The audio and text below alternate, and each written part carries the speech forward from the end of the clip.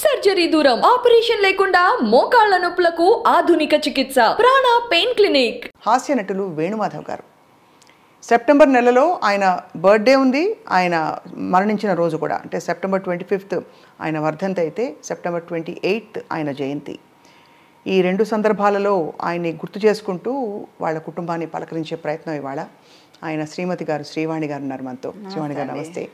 పెద్దబ్బాయి Prabhakar and చిన్నబ్బాయి సావికర్. అందరికీ hi, hello, welcome. Srivani గారు first time మిమ్మల్ని మీట్ అవుతున్నాను. అవునండి. ఎప్పుడు మిమ్మల్ని సినిమా ఫంక్షన్స్లో కానీ ఈవెంట్స్లో చూడలేదు. మీరు ఎప్పుడు వచ్చేవారు కదా? వచ్చేవారా? తీసుకొచ్చేవారు. రైట్. అఫ్ కోర్స్ మీకు సంవత్సరం అంతా తలుచుకుంటారు వేణుమాధవ్ గారిని. ఎలా ఉన్నారమ్మా మీరు? పర్లేదండి, పిల్లలు ఉన్నారు కదా ఇంకా చూసుకోవడానికి. పిల్లలతో అది ధైర్యంగా ఉండాలి ఇలాంటివి జరిగినప్పుడు. కానీ మా అందరికీ ఇప్పటికీ ఆ షాకేనండి. అది అంట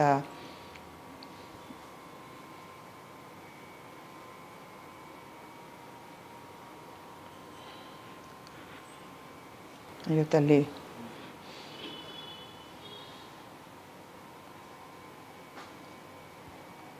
చెట్టంత కొడుకులు ఇక్కడ పక్కన చూసారా ఏమంటున్నారు? కోర్స్ మీ బాధని ఎవ్వరూ తీయలేరండి అది. కానీ మీకు ఒక మాట చెప్పాలి, మా అందరికి కూడా యాజ్ ఫ్యాన్స్ అదే విధమైన బాధ మీ అందరం ఫీల్ అవుతామండి. అసలు మదర్ అంటారు ఏడిస్తే ఏదో కోల్పోయి ఏడవని అసలు మామూలుగా అయితే ఏడిస్తే అది మన దగ్గర లేనట్టు అని మదర్ అంటారు. కానీ ఏడవను అసలు అయితే ఏడవను ఇంట్లో మోస్ట్లీ. సడన్ గా మీరు టాపిక్ తీసుకొచ్చి కానీ మగపిల్లలు కాబట్టి చెప్తున్నాను ప్రభాకర్, మామూలుగా అప్పుడప్పుడు ఏడుపు వచ్చినప్పుడు మన బాధ చెప్పేస్తేనే బెటర్. బికాజ్ అబ్బాయిలకు ఎలా ఉంటుందంటే వెంటనే ఇమీడియట్గా ఓదార్చాలనిపిస్తుంది. కానీ అమ్మాయిలకు ఎలా ఉంటుంది, లేడీస్కి మామూలుగా లోపల ఉన్న గుండె బాధ బయటకు వచ్చేయాలి. యా, మీ మీద కూడా మీరు చిన్నపిల్లలు, చాలా కష్టమైన ఒక పరిణామం ఇది. సో ఎలా ఉన్నారు ప్రభాకర్, మీరు ఎలా కోప్ అయ్యారు? అంటే మాకు ఇది చాలా కామన్ అండి. ఎందుకు కామన్ అంటున్నా, డాడీ ఒక 1 week 2 weeks లేదా 1 month కొన్నిసార్లు షూటింగ్స్కి వేరే వేరే కంట్రీస్కి వెళ్తారు కదా. అప్పుడు వీ యూస్ టు బి అంటే మాకు అలవాటు అయిపోయింది. నాన్న లేకుండా నాన్న ఓకే ఒక 1-2 weeks షూటింగ్లో ఉన్నారు, నాన్న లేకుండా మేము మంచిగా ఉన్నామని అనట్లేదు. ఎగ్జాంపుల్ చెప్తున్నా. ఇప్పుడు నాన్న మాకు ఇక్కడ లేరు కదా, మాకు ఏమనిపిస్తుంది అంటే ఓకే షూటింగ్లో ఉన్నారు, బిజీగా ఉన్నారు, Sunday will definitely come back అనే ఫీలింగ్లో ఉన్నారు. అదే దానిలో ఉన్నాం. We don't mostly cry. మదర్కి ఏంటంటే న్యాచురల్ కదా నాన్న. అమ్మకి ఉండే అనుబంధం వేరు. అమ్మ కదా, అమ్మ భార్యగా ఆయనతో ఎంత సుదీర్ఘమైన ప్రయాణం అయింది. How are you సావికర్? ఇప్పుడు all okay. We had to get in a lot. First స్టార్టింగ్లో కొంచెం చాలా డౌన్ ఉండే, కానీ ఇప్పుడు ఓకే బెటర్. నాన్నగారు సినిమాలు మోస్ట్ సెలబ్రేటెడ్ క్యారెక్టర్స్ అయినవి. చిన్న పాత్ర అయినా పెద్ద పాత్ర అయినా ఒక్కసారి స్క్రీన్ మీదకి వస్తే అందరూ పడి నవ్వేవారు. అన్ని సినిమాలు చూసారా డాడ్వి? అన్ని. ఇప్పుడు చెప్పండి శ్రీవాణి గారు, అయితే ఇప్పుడు మీరు మీ పెళ్ళే టైంకే వేణుమాధవ్ గారు బిజీగా ఉన్నారా?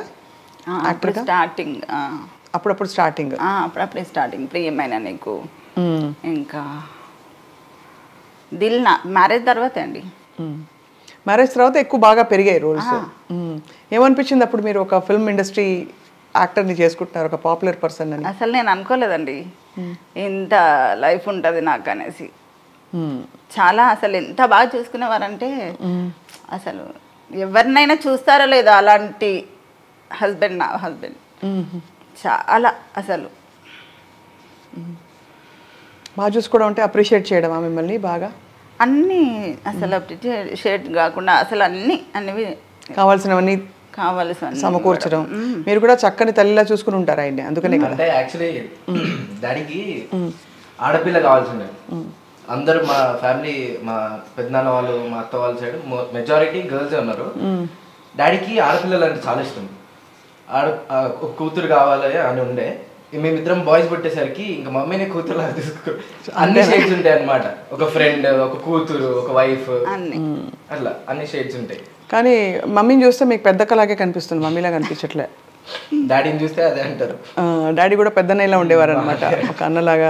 తమ్ముడు అంటారు కొంతమంది. తమ్ముడు, అది చాలా ఎలా ఉండేవారు డాడీ ప్రభాకర్? అదే ఇప్పుడు చెప్తాం కదా. నో మీతోటి అబ్బా కొడుకులతోటి ఎలా ఉండేవారు?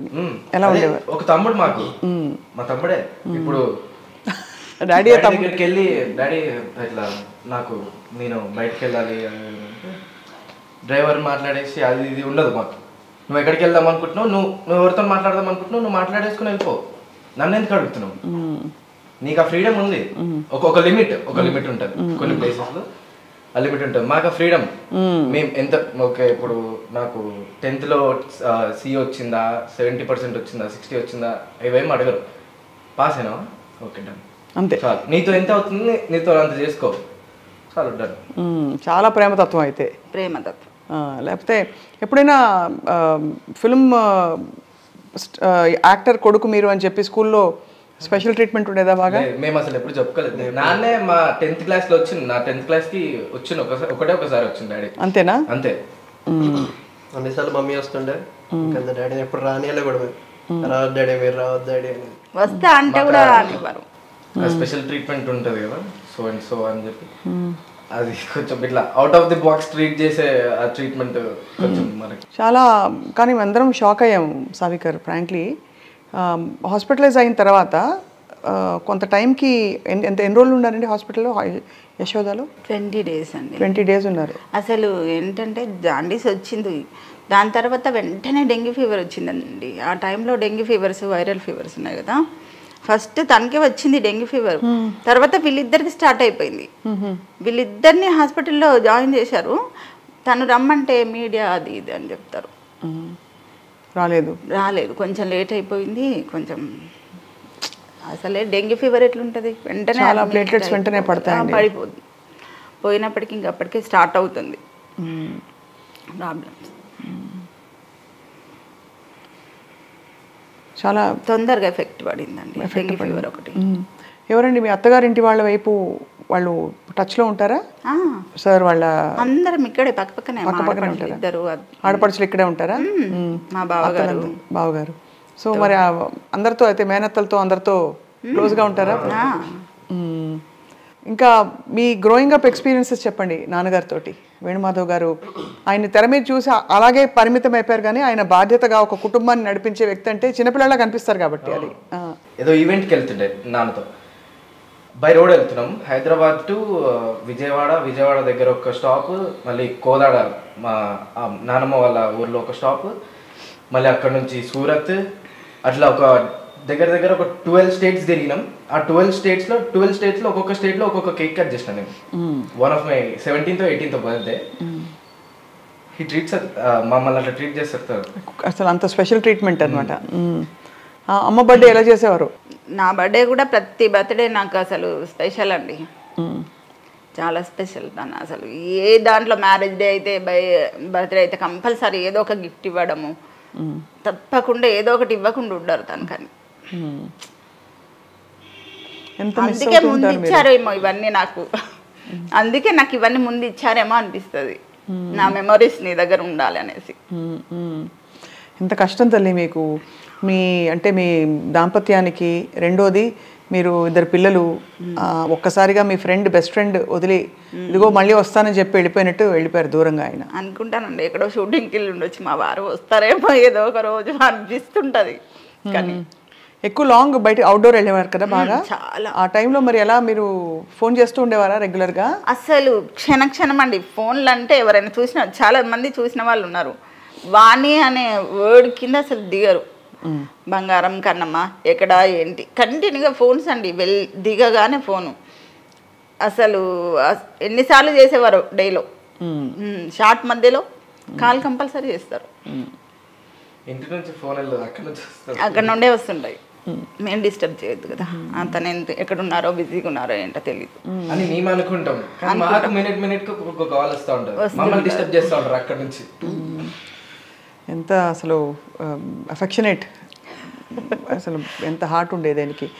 ఇంకేంటి సావికర్, మీకేం చెప్పేవారు డాడ్? రెస్పెక్ట్ నేర్పించింది డాడీ. ఎవరు ఏంటదని చూడలే, వాళ్ళు ఎంతైనా రిచ్ కానీ ఎంతైనా పూర్ కానీ ఎంత ఏమైనా కానీ వారు నీకు ఏం చేసిండ్రు నువ్వు వాళ్ళకి అట్లా ఉండాలి. రెస్పెక్ట్ నేర్పించారు ఫస్ట్. ఎప్పుడైనా మరి యూర్ డూయింగ్ ఫ్యాషన్ డిజైనింగా కాదు, ఇంటీరియర్ డిజైనింగ్ కదా. మరి ఈ ప్రొఫెషన్ ఎంచుకుంటారని తెలుసా? నేను డాడీ అంటే మీరు డాడీతో చెప్పారా? లేదు లేదు, నేను రీసెంట్గా తీసుకున్నాను. రీసెంట్గా, బట్ చిన్నప్పటి నుంచి ఎప్పుడు అడిగేవారా ఏమవుతాను పెద్ద? డాడీ మీ ఇష్టం, మీరు ఏం చేసుకుంటారో మీ ఇష్టం, ఎట్లుంటారో